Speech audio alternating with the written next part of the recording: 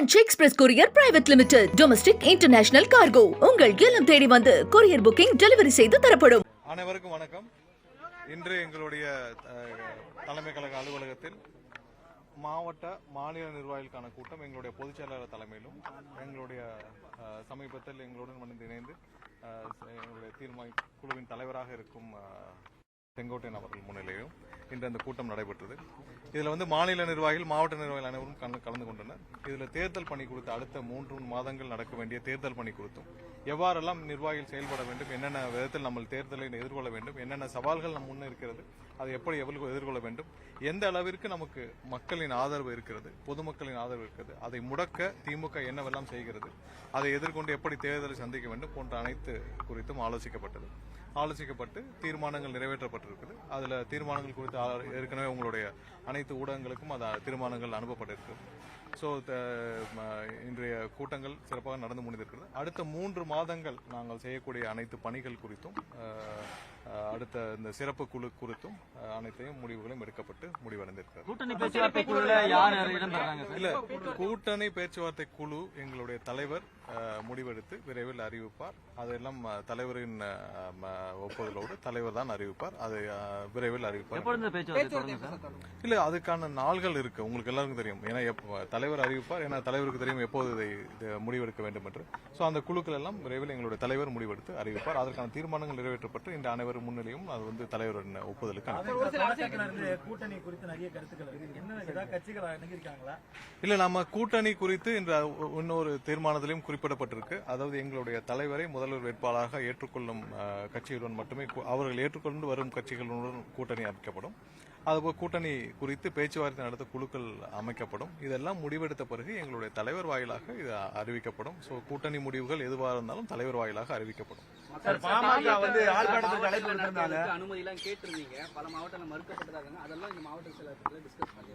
இல்ல, மக்கள் சந்திப்புல நடக்கிற சவால்கள் பிரச்சனைகள் உங்க எல்லாருக்கும் தெரியும். ஏன்னா எல்லா கட்சியிலும் நடக்குது. இதுல எல்லா கட்சியிலும் மக்கள் சந்திப்பு நடக்குது. நாங்கள் இப்ப வந்து கூட்டங்களாகவும், ஏன்னா ரோட் ஷோக்கு அவங்க அனுமதி இல்லாத பட்சத்தில் கூட்டங்களாகவும் நடைபெறுவதற்கு நாங்கள் அனுமதி கேட்டு கொடுத்துருக்கோம். சோ அதுல நிறைய இடத்துல நிறைய இது ரீதியாக காவல்துறை ரீதியாகவும் அங்க நிர்வாக குழு ரீதியாகவும் நிறைய வந்து எங்களுக்கு சிக்கல்கள் இருக்குது. இது எங்களுக்கு மட்டும்தான் இருக்குது, மற்ற எல்லா கட்சியும் நடத்துறாங்க. இது எதனால் திமுக செய்யறாங்கன்றது உங்க எல்லாருக்கும் தெரியும். சோ அவருடைய ஒரே குறிக்கோள் எங்களை எந்த விதத்திலும் பிரச்சாரம் செய்ய விடாமல் தடுப்பதற்கான. அதையும் தாண்டி கண்டிப்பாக மக்கள் இடத்துல பெரிய ஆதரவு இருக்குது. இதெல்லாம் மக்களும் பார்த்துட்டு தான் இருக்காங்க. எந்தெந்த வகையில எங்களுக்கு எல்லாம் முட்டுக்கட்டை போடுறாங்க, எந்தெந்த வகையில் எங்களுடைய பிரச்சாரங்களை தடுக்கிறாங்க, எந்தெந்த வகையில் எங்களுக்கு எல்லா விதத்திலும் முட்டுக்கட்டை ஒவ்வொரு இடத்திலும் போடுறாங்க, மக்களும் பார்த்துட்டு இருக்காங்க. அதை தாண்டி கண்டிப்பாக எங்களுடைய பிரச்சாரங்கள், எங்களுடைய தலைவரின் மக்கள் சந்திப்புகள் கண்டிப்பாக நடைபெறும். எல்லாத்தையும் நாங்கள் கடந்து கண்டிப்பாக சந்திப்புகள். அதிமுக பாமக போன்ற கட்சிகள் பாத்தீங்கன்னா அந்த வேட்பாளர்கள் விருப்ப மனு தாக்கல் செய்யக்கூடிய பணியை தொடங்கிடுச்சு. தாவேக்கால அந்த பணிகள் எப்ப தொடங்கும்? எனக்கு தெரிஞ்சு ஒரே ஒரு கட்சியில மட்டும் தான் இருக்கு. இதுக்கான டைம் இன்னும் நிறைய இருக்கு. இதுக்கு இன்னும் ஜனவரி பிப்ரவரி மாசங்கள்ல பண்ணலாம். அது எங்க தலைவர் கண்டிப்பாக முடிவெடுப்பார். இன்று நம்ம மக்கள் முன்னாடி இருக்கிற சவால்கள் நிறைய இருக்கு. நம்ம கண்டிப்பாக அதை கொண்டு போய் மக்கள்கிட்ட சேர்க்கணும். ஏன்னா இன்னைக்கு திமுக செய்யும் ஊழல்கள், திமுகவிடம் இருக்கும் அனைத்து பிரச்சனைகளும் நம்ம மக்கள்கிட்ட கொண்டு போய் சேர்க்க வேண்டிய கட்டாயத்தில் இருக்கிறோம். அது அனைத்து குறித்தும் இன்னைக்கு டிஸ்கஸ் பண்ணப்பட்டுச்சு. மக்கள் பிரச்சனைகளை எதிர்கொண்டு நம்ம சந்திக்க வேண்டும். ஏன்னா இன்னைக்கு ஒரு வாரமா பார்த்துட்டு இருப்போம். இந்த ஒரு வாரத்தில் பெரும்பாலும் ஊடகங்கள் கவர் செஞ்சது என்னன்னு பாத்தீங்கன்னா, திரு கே நேரு அவர்களின் ஊழல் பற்றி அமலாக்கத்துறை எழுதிய கடிதம் பற்றி. சோ இதுவரை திமுகவிடமிருந்து எந்த பதிலும் இதுவரை அவர்கள் வாயும் திறக்கவில்லை, எதுவும் சொல்லவில்லை. இது போன்ற விஷயங்களை கண்டிப்பாக மக்களிடத்தில் கொண்டு போய் சேர்க்க வேண்டும். ஏன்னா மக்களுக்கும் இது தெரிந்து கொள்ள வேண்டும். சாதாரணம் இல்ல, 1 கோடி 2 கோடி இல்ல, 1000 கோடி 2000 கோடி அளவிற்கு ஒரு துறையில் மட்டும் ஒரு அமைச்சரிடம் மட்டும் நாம் பிடிபட்டு இருக்குன்னு சொல்லிட்டு 2 கடிதங்கள் அமலாக்கத்துறை அனுப்பியிருக்காங்க. இதுவரை இது சம்பந்தமாக முதல்வர் தரப்போ இல்ல யாருமே இதுவரைக்கும் வாயே திறக்கவில்லை. ஒன்னு ஆமான்னு சொல்லுங்க, இல்ல இல்லன்னு சொல்லுங்க. ஒன்னு ஆமா எங்களுக்கு கடிதம் வந்திருக்குன்னு சொல்லுங்க, நாங்க நடவடிக்கை எடுக்க மாட்டோம்னு சொல்லுங்க, இல்ல எங்களுக்கு கடிதம் வரவில்லைன்னு சொல்லுங்க. ஏற்கனவே ஒரு அமைச்சர் கைது செய்யப்பட்ட போது தொட்டுப்பார் சீண்டிப்பார்னு வீடியோ அமைச்சாரு முதல்வர். சோ இப்ப ஏன் அதே மாதிரியான இப்போ வந்து அமலாக்கத்துறையிலிருந்து 2500 இது வந்து பணி நியமனங்கள்ல ஊழல் நடந்திருக்குன்னு அமலாக்கத்துறை முதல் கடிதத்தில் சொன்னதாக செய்தி குறிப்பில் வந்திருக்கு. அது இல்லாமல் 1000 கோடி அளவுக்கு ஊழல் செய்ததாக அந்த ஊரக உள்ளாட்சி துறையில எல்லா இடத்துலயும் ஊழல் நடந்திருப்பதாக 2வது கடிதம் அனுப்பப்பட்டதா ஊடகங்கள் எல்லாத்திலும் வந்திருக்கு. சோ இது சம்பந்தமாக இதுவரை ஏன் முதல்வர் தரப்புல இருந்து ஒரு வார்த்தை கூட வரவில்லை.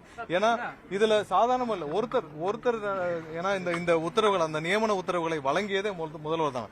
இதுல இன்னும் ஊடகங்கள்ல பல இடத்துல பார்த்தப்ப பார்ட்டி ஃபண்டுன்னு கலெக்ட் பண்ணிருக்காங்க. அதாவது திமுகவிற்கு பார்ட்டி ஃபண்டுன்னு. திமுக பார்ட்டி ஃபண்டுனா எங்க அங்க இருக்கிற ஒன்றிய செயலாளர், நகர செயலாளர் கிடையாது. திமுக தலைமையின் பெயரை சொல்லி திமுக தலைமைக்கு பார்ட்டி ஃபண்டுன்னு சொல்லி தான் கலெக்ட் பண்ணியிருக்காரு நேரு அவர்கள், அவருடைய சார்ந்த பிஏக்கள்னு. சோ இதெல்லாம் துரிதமாக நடவடிக்கை எடுக்க வேண்டிய விஷயம், சாதாரணமா இல்லை. ஏன்னா இந்த துறையிலும் தான் மக்களுக்கு நேரடியாக பாதிக்கப்படுது. ஏன்னா 4000 கோடி 5000 கோடி இன்வெஸ்ட் பண்ணி வடிகால் பணிகள் நடந்திருக்கு. 4.5 வருஷமா நீங்களும் ஊடகங்கள்லாம் கேட்டுட்டு இருப்பீங்க. 90% முடிஞ்சிச்சு, 85% முடிஞ்சு, 40% முடிஞ்சுன்றாங்க. இது வரைக்கும் எங்க நடந்தது, என்ன முடிஞ்சதுன்னு தெரியல. ஏதாவது ஒரு ஏரியால ஆமால் வடிகால் பணி இந்த இடத்துல முடிஞ்சிருக்கான்னு. அப்ப அந்த பணிகள்ல எவ்வளவு ஊழல் நடந்திருக்கும். இதுவரை அந்த துறையில 2 விஷயத்துல மட்டும் தான் அவங்க அமலாக்கத்துறை கொடுத்திருக்காங்க. அப்ப அந்த துறையில நடந்த எல்லாவற்றிலும் இதே மாதிரி ஊழல் நடந்திருக்கான்னு தெரியல. இது ஒரு அமைச்சரவை மட்டும். இது மாதிரி இருக்க அனைத்து அமைச்சரவைகளிலும் எத்தனை லட்சக்கணக்கான, ஆயிரக்கணக்கான கோடிகள் ஊழல் நடந்திருக்குன்றது நம்ம எல்லாம் கண்டுபிடிக்க வேண்டிய கட்டாயத்தில் இருக்கோம். இதெல்லாம் மக்கள்கிட்ட கொண்டு போய் சேர்க்க வேண்டிய கட்டாயத்தில் இருக்கோம். இதை மற்றவர்கள் செய்வார்கள் இல்லையா, கண்டிப்பாக தமிழக வெற்றி கழகம் சார்பாக எங்களோட நிர்வாகம் இல்ல. இதுல வழக்கு விசாரணை எப்படின்னா, இது வந்து ஊடகத்தில் அமலாக்கத்துறை அனுப்பியிருப்பதாக ஊடகத்தில் வந்துள்ளது. இது சம்பந்தமாக விளக்கம் கொடுக்க வேண்டியது கண்டிப்பாக மாநில அரசு, முதல்வர் தரப்பிலிருந்து விளக்கம் கொடுக்க வேண்டும். ஏன்னா அனுப்பிச்சிருக்கு, டிஜிபி அமைச்சிருக்கேன்றாங்க, விஜிலன்ஸ் அமைச்சிருக்கேன்றாங்க, அது இல்லாமல் மற்ற துறைகளுக்கு அமைச்சிருக்கேன்றாங்க, ஹோம் செக்ரட்டரி அமைச்சிருக்கேன்றாங்க. இதில் வழக்கு தொடுக்கணும்னா ஒன்னு இடி தொடுக்கணும் வழக்குகள், இல்லைன்னா அந்த ஆவணங்கள் யாரிடம் இருக்கோ அவர்கள் வழக்கு தொடுக்கலாம், யாரு பாதிக்கப்பட்டார்களோ. ஆனால் இதிலிருந்து என்னைக்கும் தப்பிக்க முடியாதுன்ற மட்டும் இவர்கள் தெரிந்து கொள்ள வேண்டும். வேணா ஒரு மாசம் தள்ளி போடலாம், ஒரு வாரம் தள்ளி போடலாம், 2 வாரம் தள்ளி போடலாம். ஒன்னே ஒவ்வொரு நாளும் காலந்தாழ்த்தும் போது ஒவ்வொரு நாளும் சாட்சிகள் மறைக்கப்படும். எப்படி ஒரு சில பெரிய பெரிய கேஸ்ல, அந்த கொடைநாடு கேஸ்கள்லாம் எவ்வளவு பேர் மர்ம மரணங்கள்ல போய் முடிஞ்சது. அது மாதிரியான விஷயங்கள் இதுலயும் நடக்கக்கூடாது. விரைவாக இதில் வந்து விசாரணைகள் தொடங்கப்பட வேண்டும். ஏன் நீங்க தான் உங்களுக்கு மேல தவறு இல்ல, நாங்க எந்த தப்பும் செய்யலன்னா வழக்கு உங்க டிவிஎஸ்சில தானே வழக்கு தொடுக்க போறீங்க. டிவிஎஸ்சில வழக்கு பதிவு செய்து நீங்கள் விசாரிக்க அவர்கள் ஆவணங்களை கொடுத்துள்ளதாக இடி சொல்லியிருக்காங்க. சோ அதை நீங்க எடுத்து விசாரிக்கிறதுல உங்களுக்கு என்ன பிரச்சனை இருக்கு? சோ இன்னைக்கு காலம் தாழ்த்தும் ஒவ்வொரு நாளும் ஒரு சாட்சிகள் மறைக்கப்படும், சாட்சிகள் அளிக்கப்படும்ன்றதான் இது மக்கள் மன்றத்தில் முன்னால் வைக்கப்படுகிறது. இது அவர்கள் சீக்கிரமாக இதை வழக்கு பதிவு செய்ய வேண்டும் தான் எங்களுடைய விருப்பமாக.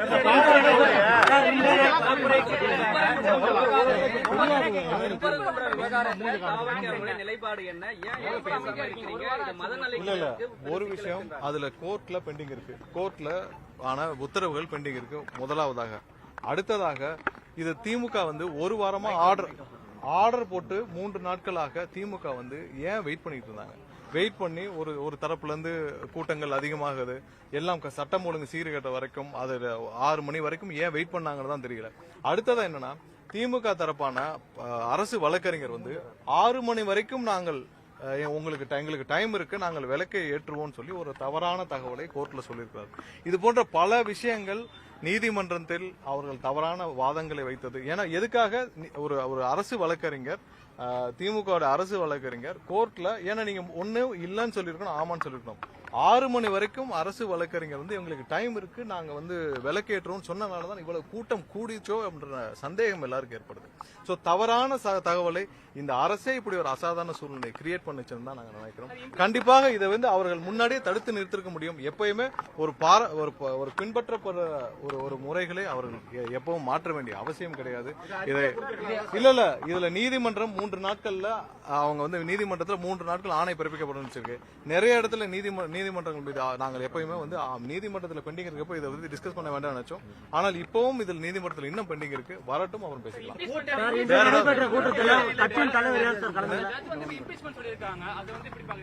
இல்ல நீதிமன்றங்களுடைய விவகாரத்தில் நம்ம தலையிட வேண்டாம், அது வரட்டும் அப்புறம் பாத்துக்கலாம். கூட்டத்தில் கட்சியின் தலைவர் வருவார்னு எதிர்பார்த்தாங்க, கலந்துக்கல. கட்சி தலைவர் இன்னைக்கு வருவார்னு எதிர்பார்த்தாங்க, தலைவர் வரல. இல்ல கட்சி தலைவர் வரதா இருந்தா அது அறிவிக்கப்படும். நீங்க சொல்லுங்க. கூட்டணி நிலைப்பாட்டுல உறுதியா இருக்கீங்களா? நம்ம கொள்கை எதிரி, அரசியல் எதிரி கூட இல்ல தெளிவா சொல்லியாச்சு. இன்னைக்கு இருக்க தீர்மானத்துல வரைக்கும் தெளிவா சொல்லியாச்சு. அப்புறம் என்ன சந்தேகம் இருக்கு? வேற ஏதாவது கேள்வி? பாமகவுடைய ஆர்ப்பாட்டத்துக்கு சார் பாரத ரத்னா விருது வழங்கணும் அப்படின்னு நாடாளுமன்றத்துல பேசியிருக்காங்க திமுக. இல்ல அவங்க எல்லாத்தையும் பேசலாம். அவர் முதல்ல இந்தியா முழுவதும் சர்க்காரியா ஊழல், விஞ்ஞான ஊழல் செய்தவருக்கு பாரத ரத்னா கொடுக்கும் போதெல்லாம் உலகத்துல எதற்கு எடுத்துக்காட்டா அவங்க கொண்டு போறாங்கன்னே தெரியல. அதெல்லாம் உலகத்துல இருக்க எந்த மக்களும் ஏற்றுக்கொள்ள மாட்டார்கள். வேற ஏதாவது கூட்டணி குறித்த நிலைப்பாடு ஏன் கேக்குறாங்க அப்படின்னா, புதுச்சேரியில திமுக விமர்சிச்சு பேசினவர் பாஜகவை மேலோட்டமாக தான் பேசினாரு. அதனால மேபி அவங்க பாஜகவோட செல்வதற்கான வாய்ப்பு. நீங்க எவ்வளவு தூரம் நீங்கள் பாரதிய ஜனதா கட்சியோட எங்களை நீங்க ரிலேட் பண்ணி பேசினாலும் தெளிவாக எங்களுடைய நிலைப்பாடுகளை நாங்க பல முறை தெளிவாக சொல்லிவிட்டோம். திரும்ப அதுல கேட்கறதுக்கு ஒன்றுமே இல்லை.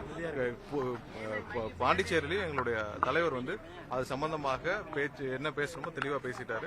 ஒன்றிய அரசு என்ன சொல்லணும்னு தெளிவா சொல்லிட்டாரு. இது திரும்ப நம்ம பேசுறதுக்கு ஒண்ணுமே இல்லை. கூட்டணி குறித்து கண்டிப்பாக எங்களுடைய தலைவருக்கு தான் முழு அதிகாரம் இருக்குது. அதே இதுல எங்க நிலைப்பாடிலும் எந்த மாற்றம் இல்லை. இல்ல அது எங்க தலைவர் முடிவு செய்வார். இன்று அவங்களுடைய கட்சி சார்பாக அழைப்புகள் விடுத்திருக்கிறார். கண்டிப்பா எங்களுடைய தலைவர் முடிவு செய்வார். ஏன்னா அது எங்களுடைய கொள்கை, எங்களுடைய இதுலயும் தீர்மானங்களையும் அது ஒன்னாவது தீர்மானம். அதனால கண்டிப்பா குறிப்பா அதுல திமுக அல்லாத கட்சிகளுக்கு தான் அழைப்பு விடுக்கப்பட்டிருக்குது. அப்படி இருக்கும் பொழுது பாஜகவோட இது சம்பந்தமா இதுல என்ன மாதிரியாக கலந்து கொள்ள வேண்டும், எப்படி ஆதரவு கொடுக்க வேண்டும் என்பதை எங்களுடைய தலைவர் தான் முடிவு செய்வார். ஏன்னா இப்பதான் கொடுத்திருக்காங்க, இன்னும் 5 நிமிஷம் கூட ஆகல. அதுக்குள்ள கொஞ்சம் டைம் கொடுக்கணும். தலைவருக்கு கண்டிப்பாக தெரிவித்திருக்கிறோம். அது சம்பந்தமா புதுச்சேரியில ரேஷன் கடை இல்ல அப்படின்னு விஜய் அவர்கள் பேசுறாரு. ஆனா அங்க இருக்கிற மினிஸ்டர்ஸ் சொல்றாங்க. உங்களுக்கே தெரியும், நீங்க போய் மக்கள்கிட்ட கேளுங்க அங்க என்ன நடக்குது.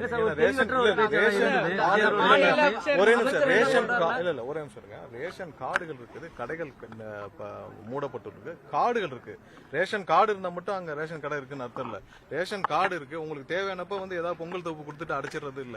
அங்க ரெகுலரா ரேஷன் கடைகள் இயங்கப்பட வேண்டும்ன்றதான் குறிக்கோள். அதுல நீங்க மக்கள் மன்றத்துல போய் கேட்டாலே தெரியும். Branch express courier private limited domestic international cargo உங்கள் இல்லம் தேடி வந்து கொரியர் புக்கிங் டெலிவரி செய்து தரப்படும். என்றும் உங்களுடன் மை இந்தியா. முக்கிய செய்திகளை உடனுக்குடன் தெரிந்து கொள்ள சப்ஸ்கிரைப் பண்ணுங்க, பெல் பட்டனை பிரஸ் பண்ணுங்க.